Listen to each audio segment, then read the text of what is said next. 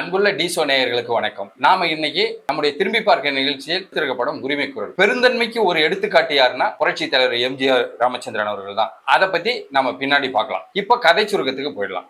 பொன்மேடு கிராமத்து பஞ்சாயத்து தலைவரா எஸ்.வி. சகஸ்ரநாமம் அவர்கள், அவருக்கு தம்பியா புரட்சி தலைவர் எம்.ஜி. ராமச்சந்திரன் அவர்கள். இவங்க அன்பான ஒரு சகோதரர்கள், பாசத்துக்கு ஒரு எடுத்துக்காட்டு. அந்த ஊர்ல அவங்க அத்தை பொண்ணு தான் லதா.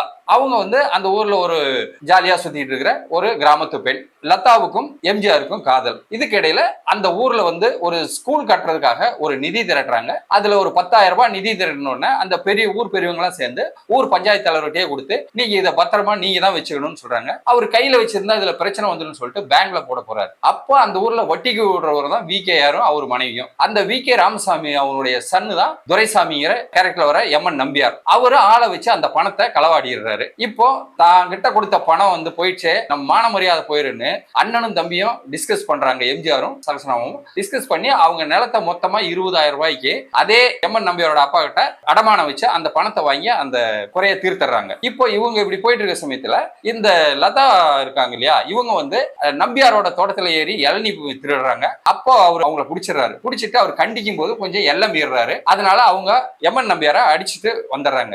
தன்னையே அடிச்சுட்டான்ற கோபத்துல அவளைதான் கல்யாணம் பண்ணிக்கணும்னு சொல்லி அப்பா அம்மா சொல்லி திருமணத்துக்கு ஏற்பாடு பண்றாரு. திருமண ஏற்பாடு நடக்குது. அந்த நேரத்துல புரட்சி தலைவரும் லதாவும் எஸ்கேப் ஆகி அங்கிருந்து போய் திருமணம் பண்ணிட்டு வீட்டுக்கு வர்றாங்க. ஊர் ஜனங்கள்லாம் ஊர் பஞ்சாயத்து தலைவர் உன் தம்பியே இப்படி பண்ணிட்டானே அப்படின்னு சொல்லும் போது அண்ணனுக்கும் தம்பிக்கும் ஒரு பகைமை உண்டாகுது. அது பெரிய வெறுப்பா மாறுது. அப்போ 2 பேரும் ஒரே வீட்டுல தனித்தனியா போக வேண்டிய சூழ்நிலை வருது. இதுக்கு இடையில அந்த பணம் கண்டுபிடிக்கப்பட்டதா, புரட்சி தலைவர் எம்ஜிஆர் அவர்கள் அண்ணனோட சேர்ந்தாங்களா அப்படிங்கறத இந்த படத்தோட மீதி கதை. ரொம்ப விறுவிறுப்பான கதை. இதை பத்தி நம்ம மேல டிஸ்கஸ் பண்ணலாம். சார், இந்த படத்துல யார் யாரெல்லாம் நடிச்சிருக்காங்கன்னு பார்க்கலாம் சார். கதாநாயகன் எம்.ஜி. ராமச்சந்திரன், கதாநாயகி லதா, அண்ணனா எஸ்.வி.எஸ். நடிச்சிருப்பாரு. எம்ஜிஆருடைய அண்ணியா அஞ்சலி தேவி நடிச்சிருப்பாங்க. மிக முக்கியமான கதாபாத்திரம் இந்த படத்துல வில்லனா நடித்தவர் எம்.என். நம்பியார். துணை கதாபாத்திரங்கள் நிறைய பேர் இதுல நடிச்சிருக்காங்க. எல்லாம் அந்த காலத்துக்கு பிரபலமான நடிகர்கள். வி.கே. ராமசாமி, வி.எஸ். ராகவன், சி.கே. சரஸ்வதி, நாகேஷ், தேங்காய் சீனிவாசன், புஷ்பலதா, சச்சு, டைபிஸ்ட் கோபு, உசிலைமணி, இவங்கெல்லாம் இந்த படத்துக்கு பெரிய பங்களிப்பு வச்சிருக்காங்க. சார், இந்த படத்துல ஒர்க் பண்ண டெக்னீஷியன்ஸ்லாம் நம்ம பார்க்கலாம். எடிட்டிங் என்.எம். சங்கர், ஒளிப்பதிவு என். பாலகிருஷ்ணன், இசை வெள்ளிசை மன்னர் எம்.எஸ். விஸ்வநாதன் அவர்கள், திரைக்கதை வசனம் இயக்கம் ஸ்ரீதர். சார், இந்த படம் சித்ராலயா பிலிம்ஸ் தயாரிச்சாங்க. இதனுடைய தயாரிப்பாளர் கண்ணையா. அவர் யாருன்னா பீதாம்பரம் மேக்கப் மேன் இருக்காரு இல்லையா, எம்ஜிஆருடைய மேக்கப் மேன், அவருடைய சன்னு. ஆமா, இந்த படம் அன்னைக்கே ஈஸ்ட்மன் கலர்ல பண்ண படம். வெற்றிகரமான சில்வர் ஜூபிலி படம். இது 25 வாரம் ஆமா ஓடணும் படம். இன்னைக்கு இருக்கிற காலகட்டத்துல இந்த மாதிரி ஒரு கிராமம், இது டிபிக்கல் கிராமத்துல பண்ண படம். அந்த கிராம சப்ஜெக்ட் இந்த அளவுக்கு ஓடுனது பெரிய ரீச். ஏன்னா பாத்தீங்கன்னா எல்லாம் இன்டோர் செட்டிங்ஸ் இப்படிதான் இருக்கும். ஆனா கிராமம்னா கிராமத்தையே ஒரு ஃபுல் இதுல பண்ணிருக்க மாட்டாங்க.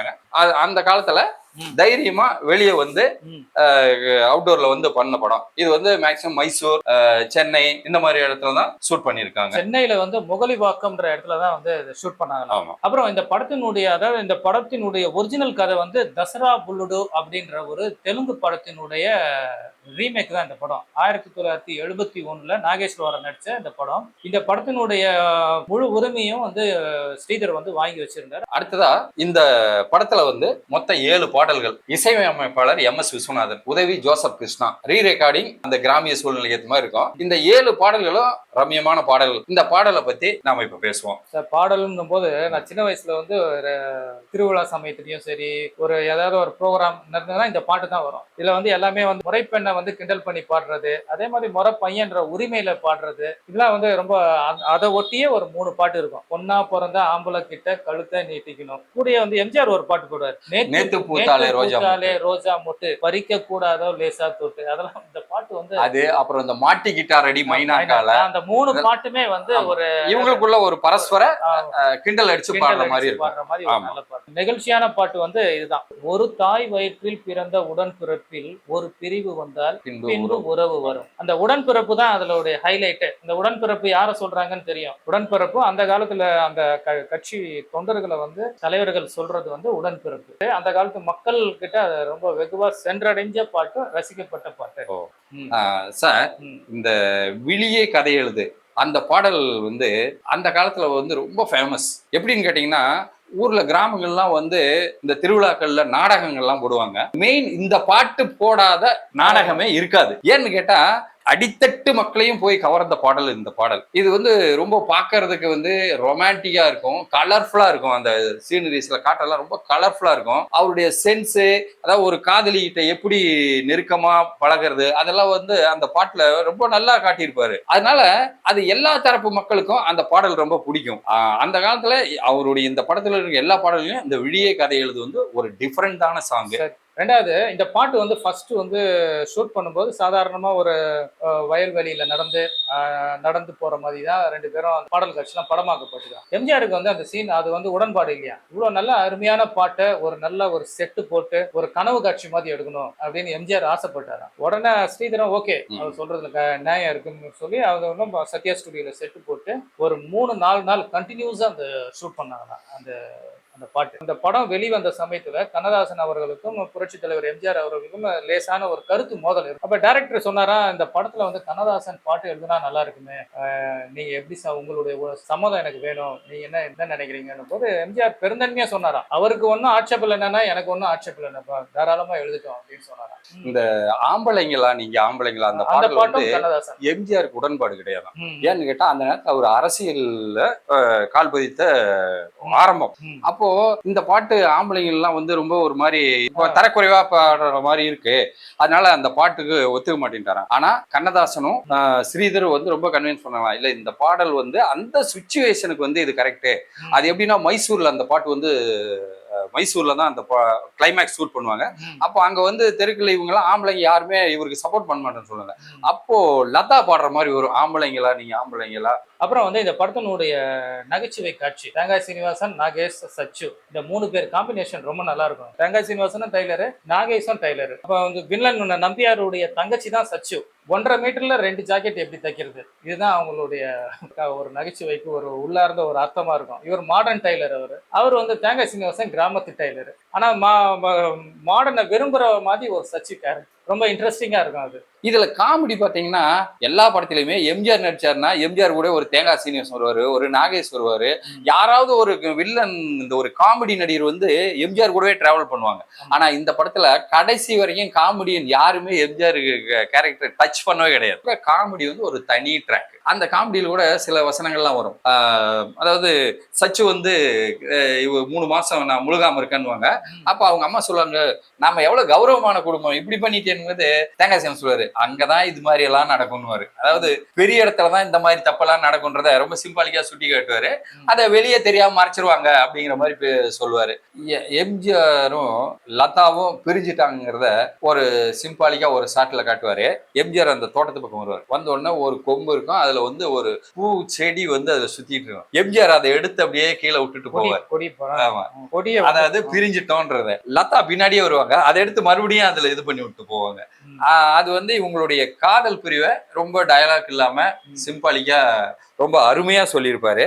இதுல ஒரு சீன் சார், அண்ணன் தம்பி 2 பேரும் பாகப்பிரிவு நடக்கும். பாகப்பிரிவு நடக்கும்போது 2 பேர்த்துக்கும் பத்திரம் தனித்தனியா எழுதிடுவாங்க. அப்ப இவரு சாமி கண்ணுன்னு நினைக்கிறேன், அவரு கொடுப்பாரு, இந்தாப்பா உனக்கானதெல்லாம் எழுதிட்டேன், இது அண்ணனுக்கு, இது தம்பிக்கிட்ட அண்ணன்கிட்ட முதல்ல கொடுத்துருவாரு. தம்பி கிட்ட கொடுக்கும்போது அவர் அப்படியே தவற விடுவாரு. தவற விட்ட உடனே அது சக்ஸ் நம்ம காலில் போய் விழும். அவர் வேணுன்னே தான் விட்டுட்டு கீழே விழுந்து அவர் காலை தொட்டு கும்பிடுறதுக்காக உட்காந்து தொடுவாரு, காலை பின்னாடி இழுத்துக்குவாரு சக்ஸ். இந்த சீன் எல்லாம் வந்து பாத்தீங்கன்னா இந்த இப்பெல்லாம் சூரிய வம்சம் படம் எல்லாம் வந்து இல்ல, இதுக்கெல்லாம் வந்து இதெல்லாம் தான் முன்னோடி. கல்யாணம் பண்ணிட்டு வந்துருவாரு. வந்த உடனே இவர் வந்து ஏத்துக்க மாட்டாரு. அப்ப சொல்லுவாரு, அண்ணா நீங்க சொன்னதைத்தான் உங்க தம்பி அன்னைக்கும் செஞ்சான், இன்னைக்கும் செய்யறான், நாளைக்கும் செய்வான். பெண்களுக்கு வந்து சம உரிமை கொடுக்கணும்னு சொன்னது நீங்க, ஒரு பெண்ணும் ஆணும் விரும்பினா சேர்ந்து வாழலாம்னு சொன்னது நீங்க, அதைத்தான் நான் இன்னைக்கு வரைக்கும் கடைபிடிக்கிறேன்னா அதுல இருந்து நான் ஒரு இம்மி அளவு கூட தவற மாட்டேன்னு. அது வந்து 2 விதமான காரணங்களுக்காக சொல்லப்பட்டது. நம்ம புரிஞ்சுக்கிறவங்க இதை இப்படியும் புரிஞ்சுக்கலாம், வேற மாதிரியும். அன்னைக்கு காலகட்டத்துக்கு எம்ஜிஆர் சூழ்நிலை என்னங்கிறத வச்சு அப்படியும் புரிஞ்சுக்கலாம். ஆனா அண்ணாவை அவர் வந்து ரொம்ப மதிச்சாரு. இந்த படத்துல வந்து எம்ஜிஆர் அவருடைய கேரக்டர் நேம் கோபி. அந்த காலகட்டத்துல பிறந்த பல குழந்தைகளுக்கு பேரும் கோபின்னு வச்சாங்களாம். ஏன்னா அந்த கேரக்டர் நேம் கோபி வந்து அந்த அளவுக்கு வந்து மக்கள் மத்தியில வந்து பதிஞ்சிருச்சு. ஆரம்பத்துல சொன்னாங்க இல்லையா, பெருந்தன்மைக்கு ஒரு எடுத்துக்காட்டு புரட்சி தலைவர் எம்ஜி ராமச்சந்திரன் சொல்லிட்டு, அதுக்கு என்ன விளக்கம் நான் இப்ப சொல்றேன். அதாவது 1974 அப்போ இந்த படம் ரிலீஸ் ஆகுது. ராஜேந்திர குமார்ன்றவர் ஒரு நடிகர், அவர் வந்து கொஞ்சம் இந்த ரேஸ் எல்லாம் ஆடுறவரு. பாம்பேல ஒரு ரேஸ்ல கலந்துகிட்டு போட்டு குதிரை ரேஸ்ல அவரு வின் பண்ணதுக்கு பின்னாடி தான் குதிரை ரேஸ் ஆடுற பணத்துக்கு வின் பண்ற பணத்துக்கு வரி கட்டணும்ன்ற சட்டமே வந்துதான். 49 லட்சம் அடிச்சாராம். அந்த பணத்தை எடுத்துக்கிட்டு சென்னை வர்றார். சென்னை வந்து இங்க இருக்கும்போது தயாரிப்பாளர் கண்ணையாவை வந்து கூப்பிடுறாரு வீட்டுக்கு. அது கண்ணையாவை கூப்பிடல, அவங்க அப்பா பீதாம்பரம் வந்து எம்ஜிஆருடைய மேக்கப் மேன். பீதாம்பரத்தை கூப்பிடுறாரு. பீதாம்பரம் வர்றாரு, கண்ணையாவும் கூட வர்றாரு. ஏன் நீங்க வந்து எம்ஜிஆர் வச்சு படம் எடுக்கக்கூடாது அப்படிங்கும் போது அப்போ இவர் சொல்றாரு, நாங்க வந்து இதுக்கு முன்னாடி ஒரு கதையை ரெடி பண்ணி எம்ஜிஆர் வச்சு நாங்க இந்த படம் பண்ணணும். ஆனா சில காரணங்களால, அதாவது பைனான்ஸ் காரணத்தினால அந்த படம் எடுக்க முடியாம நின்னு போச்சு. அடுத்தது அந்த கதையில சில மாற்றத்தை பண்ணி சிவாஜியை வச்சு பண்ணணும். ஆல்சைட் பிரச்சனைல அதுவும் நின்னு போச்சு. எங்களுக்கு இதுக்கு மேல என்ன பண்றதுன்னு தெரியாம இருக்கிறப்பதான் நீங்க கூப்பிட்டு இருக்கீங்க, நீங்க சொல்லுங்க அப்படின்னு. அப்போ அவர் சொல்றாரு, ஏன் எம்ஜிஆர் வச்சு பண்ணுங்க. இல்ல, இப்ப எம்ஜிஆர் கிட்ட போனா சிவாஜி கிட்ட போயிட்டு முடியாதனால இங்க வர்றீங்க, அதனாலதான் என்ன பண்றதுன்னு எங்களுக்கு ஒரு மாதிரி என்ன பண்றதுன்னு தெரியாம நாங்க தவிச்சுக்கிட்டு இருக்கணும்னு, எம்ஜிஆர் கிட்ட நீங்க பேசுங்க, அதெல்லாம் ஒண்ணும் ஆகாது, அவர் ஒத்துக்குவாரு அப்படின்னு ராஜேந்திர குமார் கிட்ட டேட் வாங்கி கொடுங்க. அப்பதான் 2 பேரும் எம்ஜிஆர் வந்து அவர் வீடும் வேண்டாம் இவரு வீடும் வேண்டாம்னு சொல்லிட்டு எம்என் நம்பியார் வீட்டுல பேசுறதா முடிவு பண்ணி அடுத்த நாள் காலையில மீட் பண்றாங்க. மீட் பண்ணி நிலைமை எடுத்து சொன்ன முன்னாடி எம்ஜிஆர் பரவாயில்ல, போனதெல்லாம் போகட்டும், இந்த படத்துல நான் நடிச்சு தரேன், நீங்க ரெடி பண்ணுங்க அப்படின்னு சொன்னாரு. அப்பதான் ஸ்ரீதர் வந்து